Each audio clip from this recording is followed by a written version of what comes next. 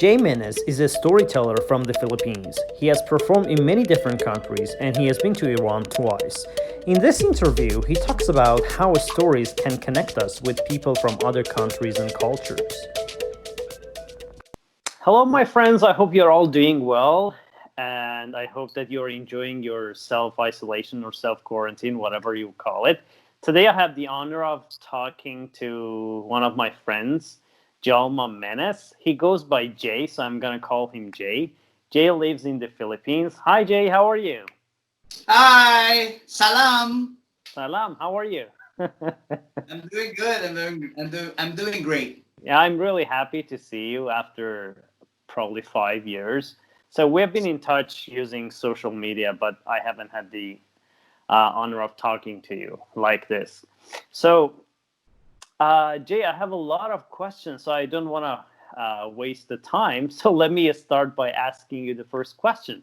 So, tell us how you got into storytelling, because you're a very experienced storyteller. So I would like to know about your motivation and your probably support when you wanted to start becoming a storyteller. Okay, let me start with a. This is kind of long, but I'm going to make it short. Yeah. Okay, so I started with storytelling when I'm introduced to a this so-called workshop. So they have a workshop here in the Philippines, but it is actually not an oral storytelling, Mm-hmm. but it is about reading. So Mm. I'm involved in this kind of work in the Philippines, but I'm a performer. So I started to work as a theater actor, Yeah. director, and also a teacher. Okay. So apparently, when I discovered this thing, when one of the international storytellers came to the Philippines, and Mm-hmm. she is a Phil-Am, but now she's gone. Mm-hmm. And when I saw her doing the oral storytelling, but with our group, we are calling ourselves as a storyteller, but eventually we are just reading a book. Mm. So I when I see. saw this lady, Diane de las Casas, I watched her, and because she is a Phil-Am, so the mother is a Filipino, Mm-hmm. so I got interested of what she is doing. So I started to get myself into what she is doing, what do you call that thing. So I started to do some research, and apparently because I'm a performer, so I know it's not a theater thing. So Uh-huh. she is not a theater acting, Hmm. or That's interesting. and she told us that what she is doing is the thing that also being done in the US. So when got interested, I started to research, and then and go so on and so forth. Another storyteller from South Africa came, and then Ah. I saw it. It is the same thing. So so right now I'm started to think that that must be an oral storytelling, but I still don't know how to call it. So Yeah. when Singapore is having their regular international storytelling festival, so Uh-huh. I got myself have some money, and got some savings, and then go there. So it was 2008 that I went to Singapore and then watched all of the international storytellers. Yeah, and then one of it is was invited when I go to Iran. She Mm. is Lilian from Oh, from Australia. Australia. Yes. Yeah, I'm So gonna talk that's to the her first time. probably in a Yeah, couple I of saw weeks. them. I think they are eight. So that's the time I realized that that is the one that I want to do. I want to promote Mm-hmm. our stories in the Philippines using English language and to the rest of the world. So I see. when I went to Iran and saw Lilian, it was like, oh my goodness, I am one of the audiences. I'm part of this. I'm one of the spectators watching her do Hmm. her thing. Now we are in the same big stage. So Yeah. that See, the world is too small. You see. yeah, that's why it So is really a one of experience in when I went to Iran. hmm I'm gonna ask you a lot of questions about your experience in Iran, but for now, Jay, did you have any academic like training for Oh, drama, storytelling? I don't know what you studied in college, by the way. I studied the business administration, Oh, so okay. I I'm doing something like the business side. So hmm when I went to being an artist, because after graduation I started to explore into some arts work. So like hmm I see. I did some a stint in on television and movies, in theater, and then I Okay. have bands also. So like everything about performing, I started to do that. But when I got into this so-called storytelling in the Philippines, I got myself really involved and then doing some lot of research about Okay. the literature in the Philippines. So, So the training is back then is about performing. So hmm but because I'm into the business, I so see.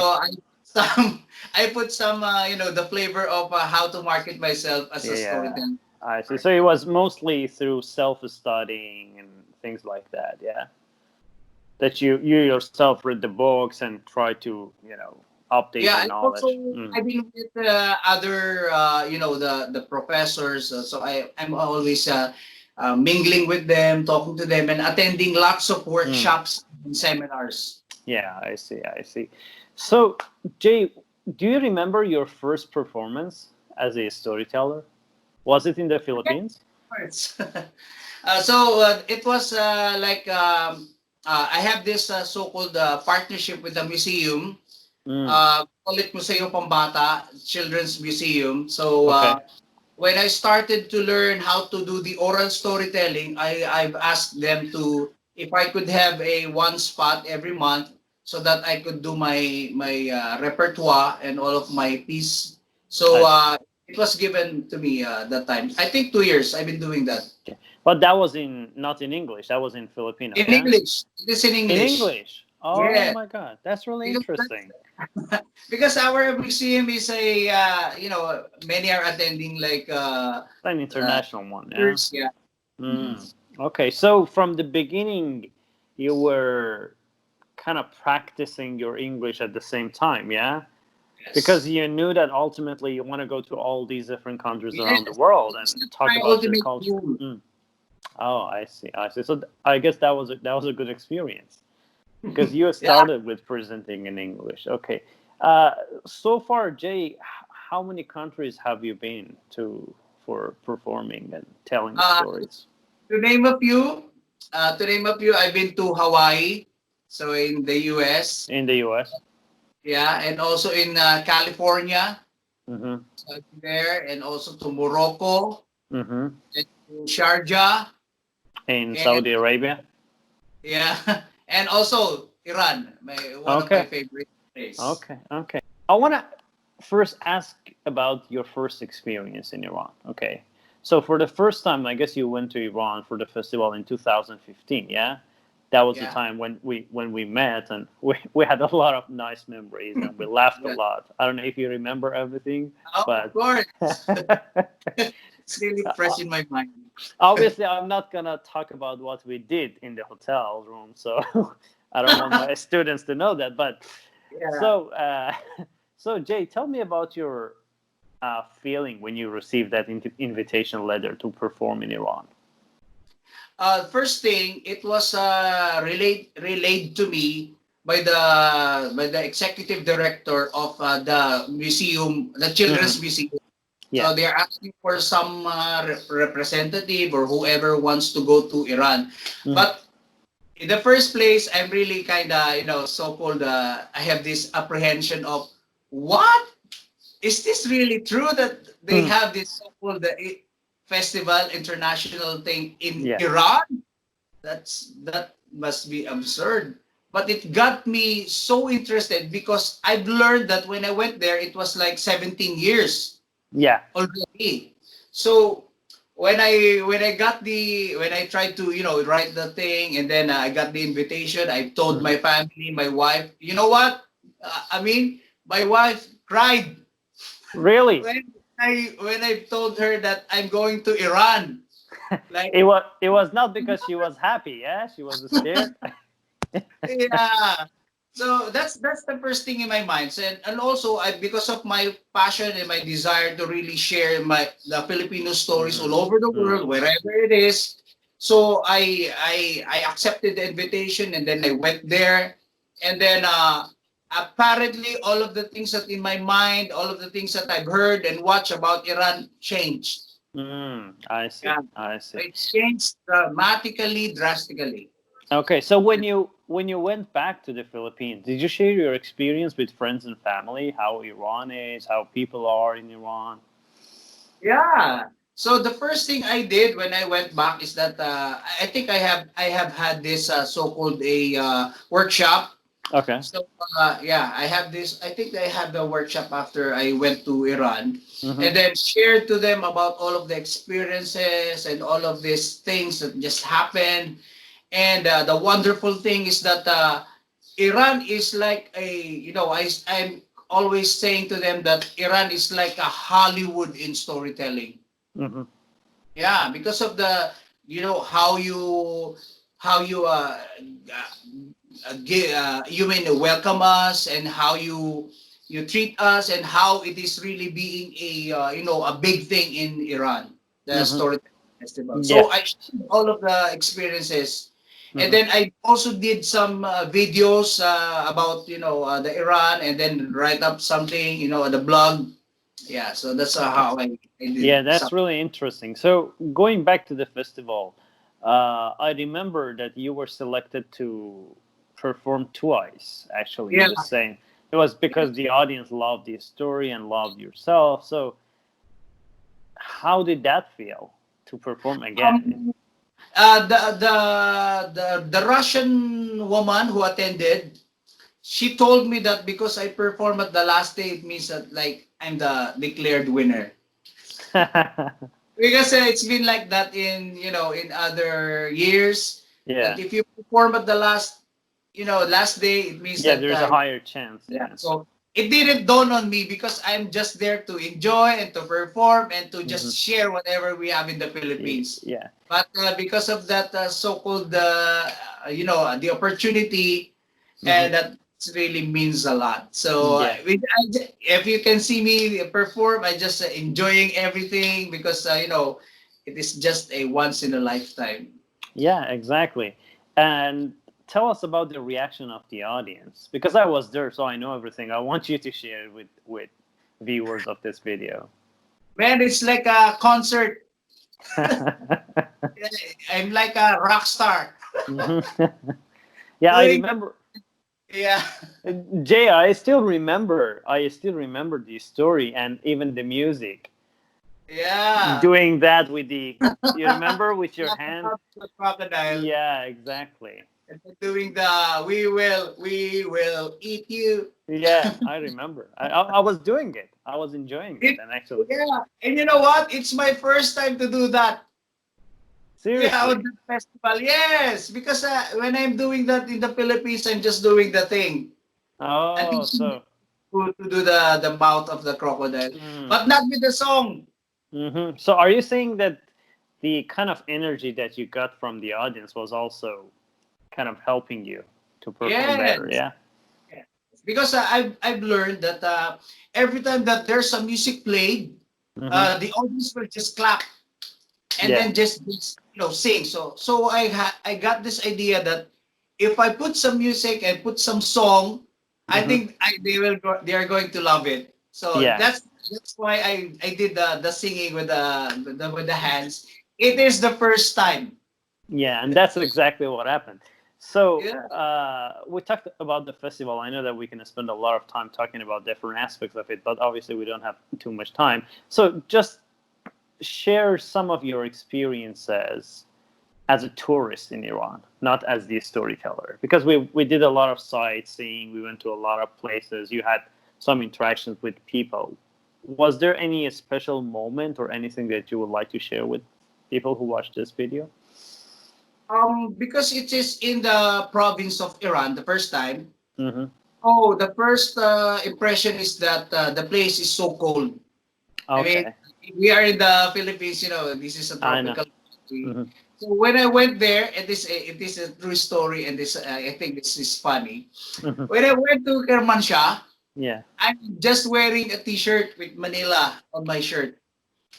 I know. So when I went to the second plane, the charter plane, going to Kermanshah, when we reached the airport, everyone is putting their jacket on, and I'm just wearing my shirt because I feel like a natural Filipino, Manila. Hmm. And then and the weather is -7. Yeah, Celsius for our Yeah, American because friends. my mind is like Iran. Oh, it's hot there, always hot. So it's not like it could be like the Hmm. Philippines. Yeah. My mind changed when I realized that it is -7 degrees. So the weather was different. Were people also different in a way? The culture of the people and how they treated you, because you travel to other countries, so you can probably compare cultures. Oh, Iranians are like Filipinos, very warm. Hmm. I see. Yeah, very warm, love music, love eating food, and love, the chit chat, the talking. Oh man, I like it, like in the Philippines. Yeah, Jay. Now I remember something funny, and I remember. I think you were the last one who arrived Yes, in Tehran. So when you came to Kermanshah, I remember when we went to the hotel. Probably, I guess it was one day before the festival started, or probably yeah, 2 days. I don't remember, but I 2 days. remember 2 days. Yeah, but I remember the next day we were having breakfast and you were not there. So, or probably even lunch. I don't know. You can correct me. We were so worried that I came to your hotel room and I started knocking on the door and nothing happened. So I started knocking and yelling for a few minutes. And Okay. suddenly you opened the door. You were like this. You were sleeping and said, "I want to go back to bed." I remember that. Do you remember it? Yeah, yeah, yeah. Because I'm the last one, and then I really don't know what is happening, and just I just have to get some rest and then just sleep. Yeah. So we were so worried. We thought something happened, but apparently you were just having good time on your Yeah, bed.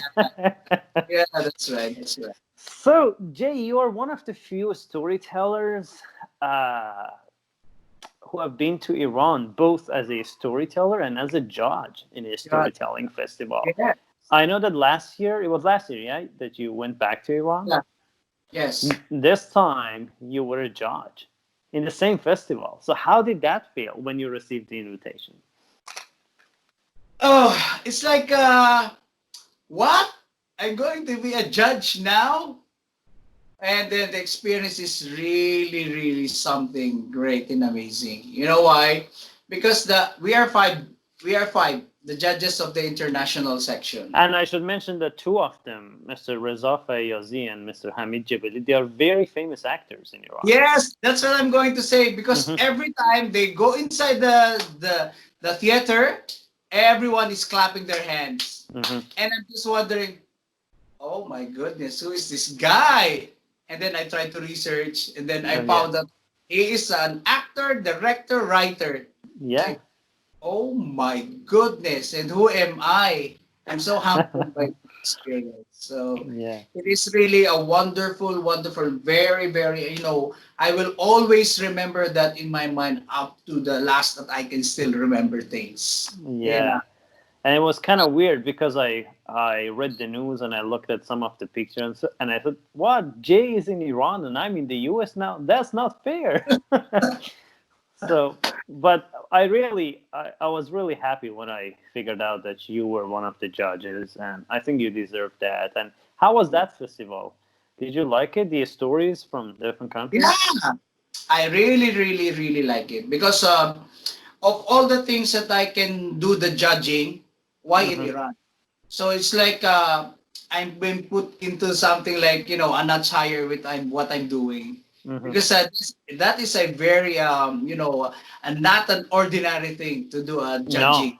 There's a lot of very, I mean, excellent storytellers, Iranian, and then the international storytellers. I've known some of them, but Hmm. we've not met in person. Yeah. So I have the So, idea of hmm who are they. so Jay, I assume that you're also uh, kind of, I don't know, self isolating yourself, self quarantine, whatever you want to call it, because of this pandemic. First, tell us about the situation in the Philippines. Oh, in the Philippines, we're now having this so-called like the quarantine and Hmm. enhanced community quarantine. So we are Yeah. just in the house, but Okay. we can still go out just to buy food. Okay. Okay. Yeah. So I know this may sound ironic, but do you think it's like we can look at this pandemic in a positive way because we are spending more time with friends and family, not friends, with family and children, our kids if we have. So, do you think people can use this opportunity to share stories and to read books and to practice some storytelling with their kids? Do you have any recommendations for families? Right now with our condition here in the house, because my kids are here, so we are continually sharing, the experience of us. For example, the things, the years that they are not yet here in this world. So Mm-hmm. they're just asking us about what did you do when you are still in college, when you are still Mm-hmm. working, when you are still younger. So that's the time that I can say that.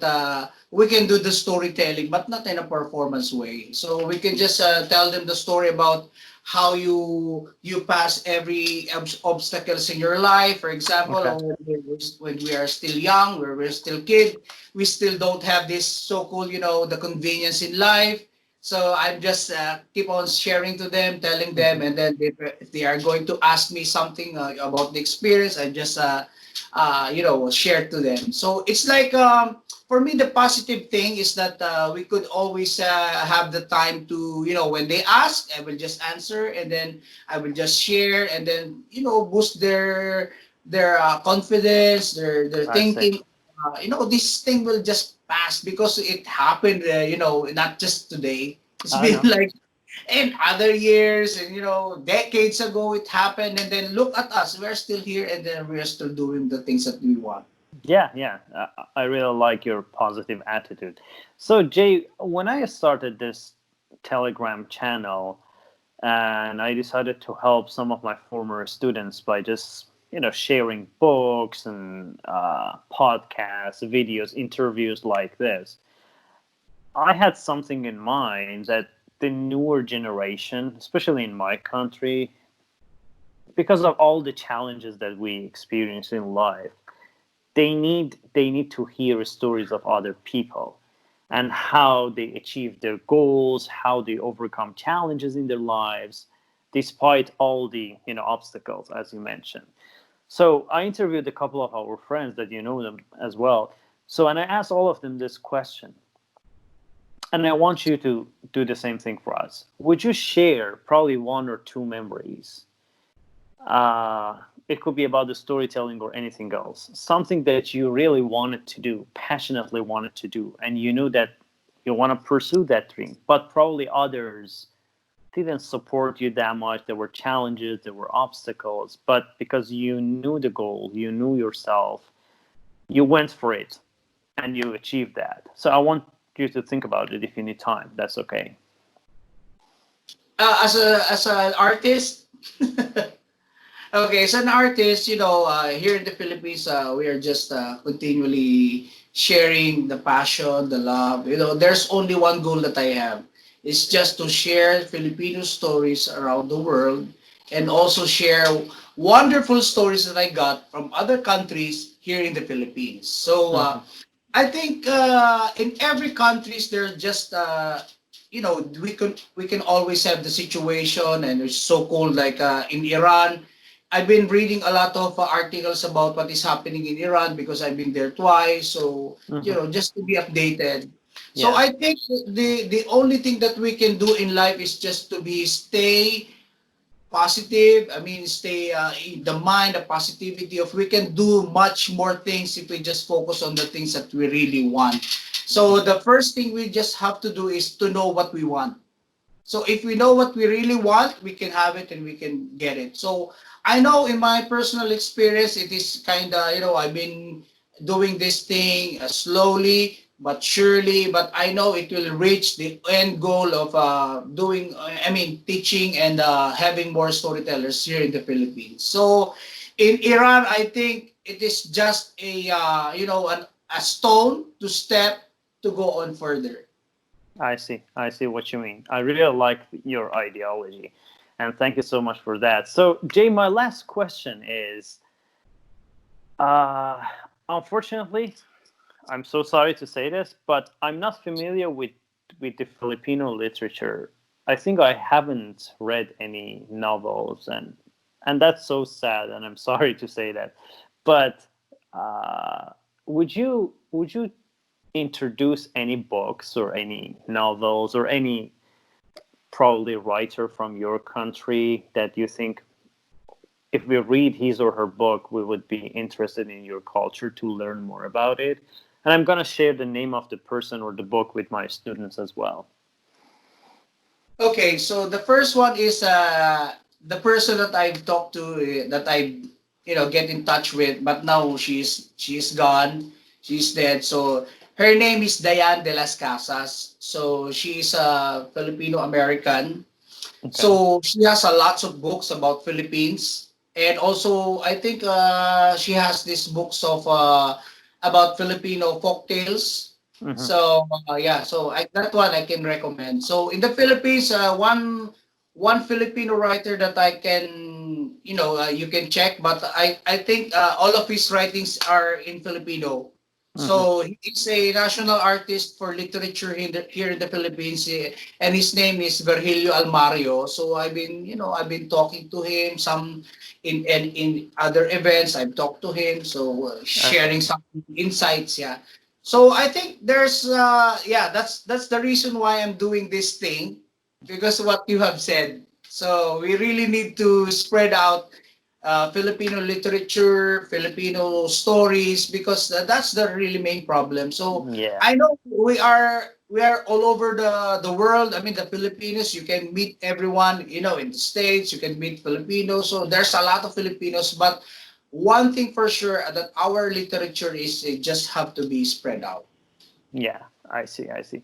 Thank you so much, Jay. It was an honor to talk to you, and I'm sure that the viewers of this video would really enjoy our conversation. And thank you so much for introducing those books and those people. And I hope to be able to meet you in person. I don't know whether in the US Yeah. or in Iran or in the Philippines, somewhere in the world. So thank you Yeah. so much.